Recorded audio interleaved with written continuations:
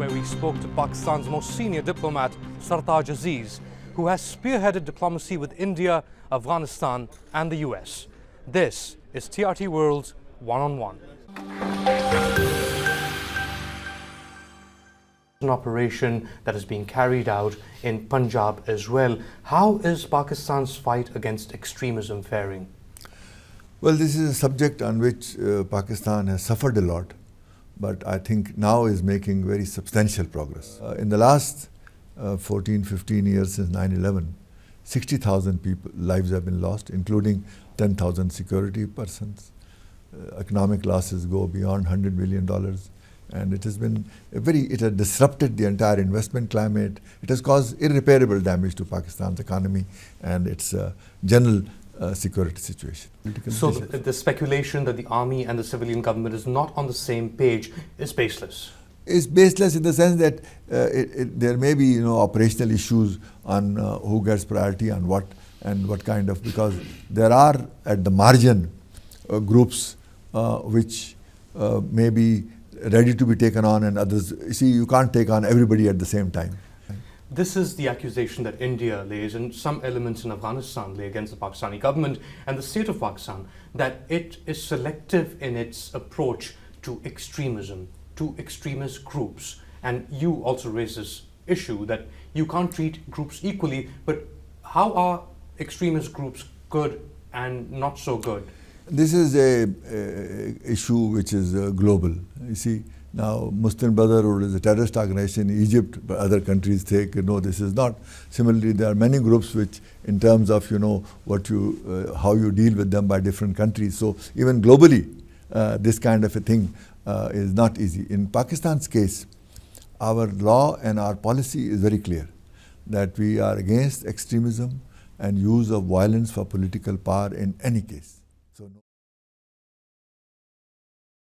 And the military is 100% on the side that it wants peaceful relations with India, but it wants peaceful relations on an equal basis. Equal and dignity, and this we also want the same, because you see, India is the larger country and they want to sort of show that they are in South Asia a dominant power. We accept that, but it has to be a basis of equality and dignity and sovereignty. What is Pakistan's position? How much does Pakistan control the Afghan Taliban? And what can it do to bring stability to Afghanistan?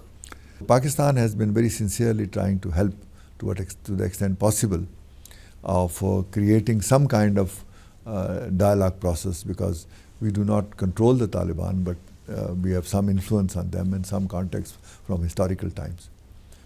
And we still have some influence. Context, I mean influence in the sense that some groups may listen to us. Partly on the ground situation and partly how the Afghan Taliban react and the cards that they play. Partly that, because they are also not a single group. Some are more extremists, want to fight on, and others are more moderate. They know Afghan nation has suffered so much.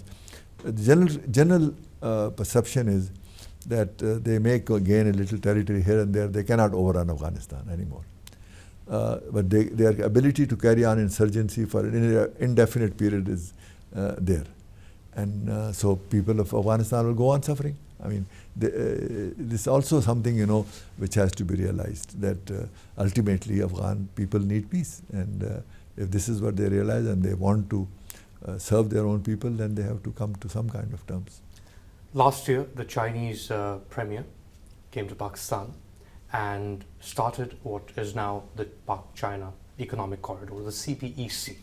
About $50 billion worth of investments will come into Pakistan to create this corridor linking Xinjiang in China to Gwadar in Pakistan. There's been some controversy around that, but what is Pakistan hoping to achieve with China's involvement in the CPEC? What does it see in the next decade happen inside Pakistan? This upgraded relationship to a much higher strategic level, and in terms of much deeper economic interaction in terms of investment. And the total, and as you know, if Pakistan is trying to get $1 billion investment from abroad or from IMF, or even as loans, it takes us years, and look at the number of conditionalities.